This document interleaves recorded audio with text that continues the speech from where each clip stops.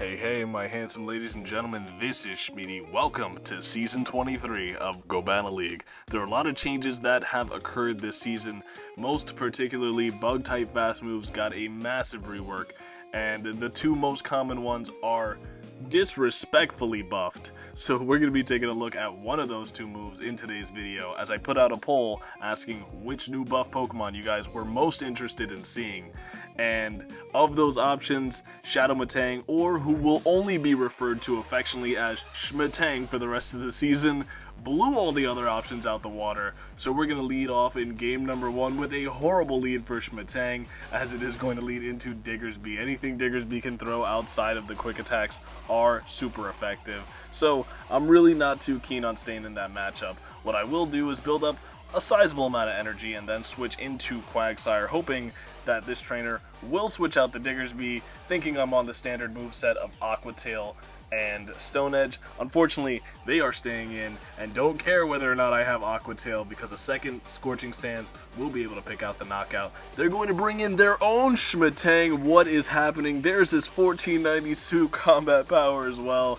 This is absolutely insane. This is some SHMETANG on SHMETANG violence. They're going to fire off a Psyshock onto my Jellicent, and they have another one. Crucial to note, however, that the first Psyshock did not get Jellicent under 50% HP, and I do have a pretty sizable HP stat with Jellicent, so I'm not too much in fear of getting Fury Cutter down.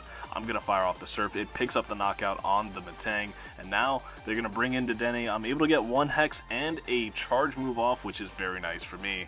No shield from the Dedenne, and now I'm bringing in my SHMETANG and firing off the incorrect move. Psyshock is, of course, the better move to go for in neutral situations. I knew that immediately after throwing that Gyro Ball, because Gyro Ball is a bad move, and Psyshock just isn't.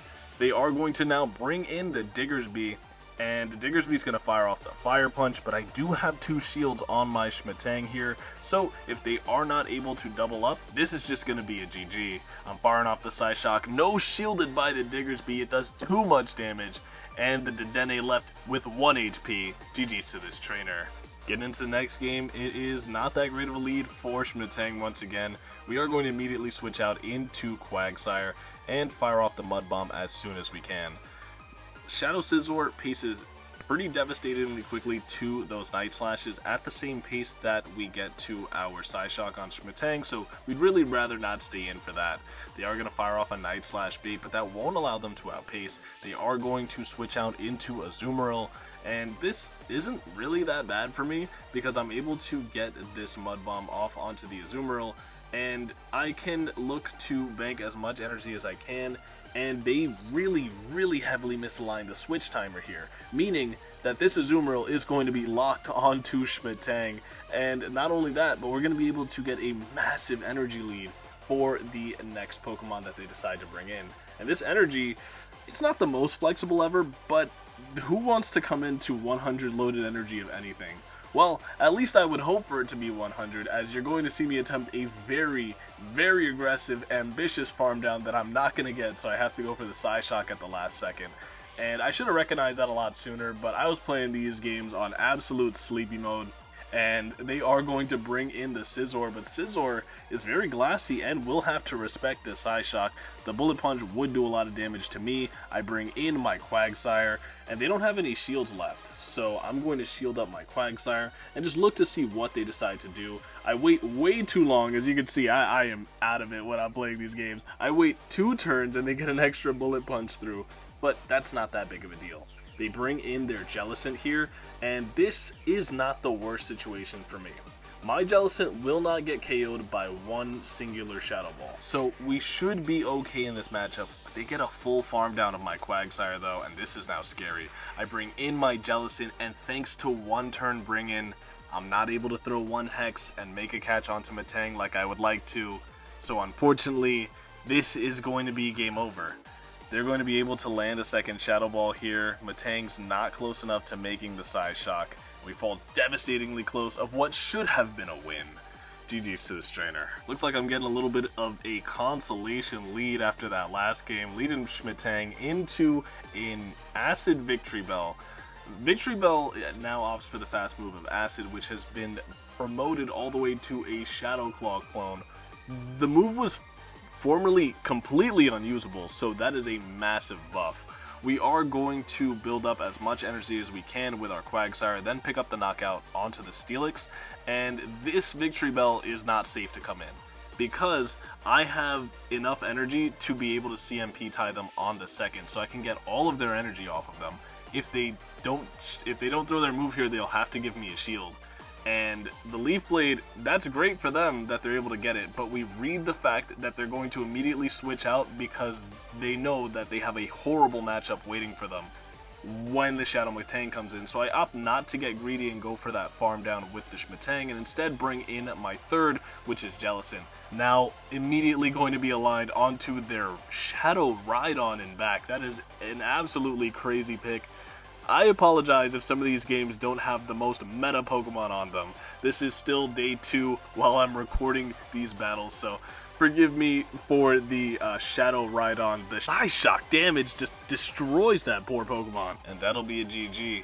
Schmetang now leading into yet another Diggersby. To be honest with you, I feel like everybody's already tired of Fortress being as good as it is, and everyone's leading strong to it, and I'm catching strays for that reason. So I'm going to have to again build up to just before their Fire Punch, then switch out into my Quagsire, and unfortunately they are able to get that Scorching Sands debuff on me, which is very unfortunate. I'm going to fire off a Mud Bomb. They shield up the debuffed Mud Bomb, and that's not that bad for me. I'm going to let this go. I was hoping I would maybe be able to hang on to a Surf here, but I feel like that was pretty close to a range where maybe I could have lived, but no, yeah, that's going to pick up the knockout, and now I'm going to bring in my own Jellicent and look to commit to, of course, this Shadow Ball. I literally said out loud while I was playing these games, this is a Surf bait, but I'm going to shield it anyway. They're going to bring in their Diggersby, and they don't understand how good this is for me. My Schmetang doesn't have a whole lot of play into this Pokemon, so the fact that they're just giving away their Diggersby for free, not entirely sure about that play, but now I could just bring in METANG. They had a move, but they didn't react in time and were able to get that farm down. They baited back out my Schmetang so they can bring in their Shadow Marowak here, but look at this, the Psyshock does 40% to the 50%, excuse me, to the Shadow Marowak, and now we're going to be able to connect with another one, grabbing that last shield, and we have a fully healthy Jellicent in the back. We're looking to make a last second move, and on 1 HP, the GOAT Schmetang able to make a Psyshock. Down goes the Marowak, but we have a shield and they don't. Once again, I said out loud to myself, this is going to be a Surf bait, and I am 100% going to shield this one too.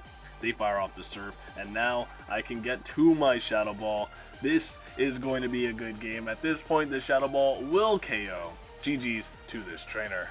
Getting into the next game, it's going to be Schmetang leading into Clodsire. Okay, this is what I'm hoping to see. Finally, a decent lead for Schmetang. We're going to build up to just before the... That was 6. This Clodsire unironically just threw a Sludge Bomb at me. Alright, so we're going to build up to just before their next Sludge Bomb, and then fire off a Psyshock, realizing that we're about to hit 100 energy because of that misplay that they made. And that Psyshock does, once again, insane amounts of damage.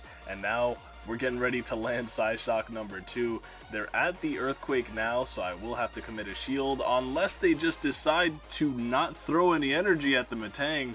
Another Psyshock is reached, they go down both shields and then switch out into their Claydol. I don't really have to stay in here and throw this energy, but I just wanted to do it anyway, to be honest with you. Schmetang lands the Gyro Ball, does a sizable amount onto the Claydol, and now Claydol is going to be met with a Jellicent. They land the Rock Tomb on the Jellicent, realize this is a top leftable game. GG's to this trainer. Oh, he's not done. We're leading into Dragalge, yet another beneficiary of that acid buff, but not when it's going up against Schmetang. In comes a Blastoise, and this Psyshock once again gonna do some big damage. Look at that neutral damage doing massive amounts onto the Blastoise. We bring in the Jellicent because all this energy is resisted on the Jellicent. Unfortunately, I'm not going to quite be able to get the Hex farm down like I would hope, but this is actually not that bad for me. they're going to fire off another Hydra Cannon here. And here, once again, I make a massive error, and I go for an undercharge on this Surf, not realizing that they now have the Hydra Cannon. I was hoping to get one cheeky Hex for free there, and I undercharged it properly but lost track of their energy, so I take another Hydra that I probably shouldn't have otherwise taken. I'm going for the Surf bait on the Dragalge. I really don't think they ever call this, but they do. But that's not that bad because we're able to make a last-second Shadow Ball. Although Acid is a Shadow Claw clone, it is a Poison-type Shadow Claw clone, so it's not going to be able to do very much of any damage onto the Jellicent. They are going to bring in their own Jellicent, and we are going to be able to connect with a Mud Bomb. This is honestly where we want to see this Pokemon anyway. They throw their energy on alignment here, and I've got a tough choice to make. Once again, I was very confident that this is going to be a Surf bait. I hope you guys are ready for an entire season of calling Surf baits from Jellicent. Nevertheless, we're able to grab a shield with the Mud Bomb there. They're at another Surf, but this could only be a Surf, so I am going to no shield. Keeping track of the Jellicent energy is actually proving in my favor here. This is going to be the Aqua Tail from the Dragalge. I will always shield this move. In comes the Jellicent once again. I throw 4 Mud Shots and the Mud Bomb to preserve good fast move timing. And now they will shield this one, but they're not yet at another Surf. They were on their 4 cycle, and I was managing that. So no catch is necessary. We make the last second Mud Bomb. GG's to this trainer. Getting into the next game, it's going to be Schmetang leading into Clodsire yet again. You love to see it. How could this get any better for me? Well, I guess if they throw a Sludge Bomb immediately, that could be a pretty good way for me to get out of this matchup with way more energy than I ever should have. They are going to look to connect with an Earthquake. I'm going to catch it onto Clodsire. And this isn't a Clodsire, this is a Quagsire. Getting my sires confused here. And now, I knew that they were going to attempt to catch my Mud Bomb there, or my Aqua Tail. So I decided to hold off on throwing there, and that is much to my advantage as in comes Mandibuzz. I think Mandy tried to call a bait there, but they can very easily no-shield the Stone Edge there anyway. But even with that being said, like, it's a pretty uncomfortable no-shield because now they have to shield, and they shield a Mud Bomb bait. That is a devious bait, and an even more devious switch to catch the Aerial Ace that was going to be thrown at the low HP Quagsire. In comes a snail, an RPS snail. I forgot the name of this Pokemon. Nevertheless, I'm going to fire off the Psyshock. Does more than half to the RPS snail, and we are going to connect with yet another Psyshock. Give me that shield, or give me your snail. They are going to give me that shield and get the full Mud Slap farm down. I'm bringing in Jellicent, kind of hoping and praying they throw a Body Slam at me, to be very honest with you. But I can no-shield this move because I know that the Mandibuzz is still alive and can hit me for super effective with a potential Dark Pulse, and I'd much rather shield that if I can help it. I'm committing to the farm down of the Gastrodon. In comes the Mandibuzz. Mandibuzz not quite yet out of move, so I'm going to be able to connect with a Surf onto the Mandibuzz. They have no shields. I'm bringing in the Quagsire and firing off what would only ever be a Mud Bomb here, but this forces them to throw because they just hard pivoted out into this Pokemon, and they have to throw this energy to get rid of my Quagsire, or they're getting Mud Shot down. And now it is all up to them. What do they decide to bring in? Both of the remaining 2 Pokemon do not want to see this Quagsire, and they're not able to get that Poison Sting down that was crucial for them to get. Mud Bomb KOs the Clodsire. In comes the RPS snail, and it's going to get taken out with a Surf from the Jellicent. GG's to this trainer. Alright, getting into the next game, it's going to be Schmetang leading into, a Consolation Cradily for all the bad leads we saw earlier. You love to see it. They're going to immediately switch out into a Runerigus. I had no idea how to answer this Pokemon, so I just brought in the Jellicent. I'm able to get to my Surf before they're able to get to their Shadow Claw here. Or their Shadow Ball here, so that's pretty good news for me. I have a feeling that they're going to full send it. This Pokemon does also get access to Rock Tomb, which would be devastating to shield, but they are going to full send the Shadow Ball, and we make a correct shielding call. We're able to farm down the Runerigus after landing a Surf, and now in comes Cradily, but Cradily is another one of these Pokemon opting for the fast move of Acid this season. And so, the way that works out is that we can just reach double Shadow Ball with this Jellicent. and put this Cradily in a pretty awkward position. Do you want to shield it because there's a METANG in your near future? I'm switching out, catching what is hopefully going to be a Grass Knot, and it is a Grass Knot onto the Schmatang. In the back, it's going to be Dedenne. Dedenne is going to be tasked with taking multiple side shocks from the Schmatang, and if they don't, oh, they let it go. That is absolutely massive for us. Now they go for the Parabolic Charge, but they don't have enough energy here. They are in a pretty abysmal spot because they have to continue to Parabolic Charge to boost themselves here, because that's the only way they're going to be able to survive these mud shots. But they didn't go for it quick enough. They're too low, and they actually full send the player up that we're easily able to tank. In the back is going to be the 1 HP Cradily. We go for the Mud Bomb for the BM, hoping that we can get the shield poke on their 2 shields. Unfortunately, they were too healthy, but they let it go anyway. GG's to this trainer. We've now made it to the final game of the video, and Schmatang leads into a Talonflame. Not exactly what I was hoping to see. I'm going to fire off my Mud Bomb immediately, hoping to pressure a shield with a potential Aqua Tail onto the Talonflame. Fortunately, I am able to get a shield from the incoming Shift Tree instead, and now it is Schmatang's time to shine. We're bringing in the Schmatang, and the double super effective Fury Cutters are melting the Shift Tree. I'm going to shield whatever move this is. I wouldn't even want to no-shield a Leaf Blade at this point, but they did build up to the foul play. They get farmed down very easily by the Schmatang, and now of course in comes the Talonflame. I cannot afford to no-shield this move. Now I want you guys to pay very close attention to this next sequence of events. In comes the Jellicent, they throw 2 Incinerates, that is 5 seconds of misalignment of the switch timer, then they bring in the Azumarill. A win con has just opened up for us because of that slight 5-second switch timer misalignment. We can play this out in a way where we may be able to get away with a win here. So we are going to fire off the double Shadow Ball at the Azumarill. They're able to reach a move of their own after shielding on my Shadow Ball.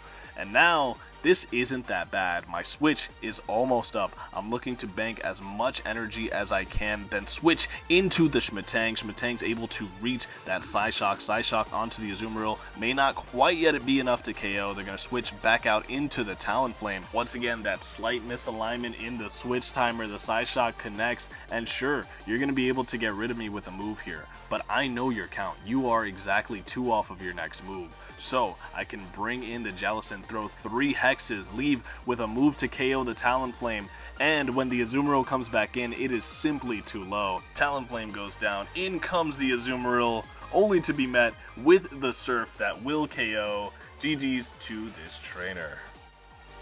If you made it to this point in the video, thanks so much for watching. Would I recommend you go out and build a Schmetang of your own? It definitely feels strong in certain circumstances, but it is very hit or miss. The issue that it comes across oftentimes is that the coverage of Bug, Steel, and Psychic isn't really that far reaching. For instance, you are walled by the existence of a singular Steel type that doesn't have a subtyping that is weak to one of those 3 typings, which isn't necessarily uncommon. We're talking about Mono Steel, Steel Ground, etc. But with all that being said, thanks once again so much for watching. I've been Shmeaty. I hope to see you all again next time, and have a good rest of your day. See ya.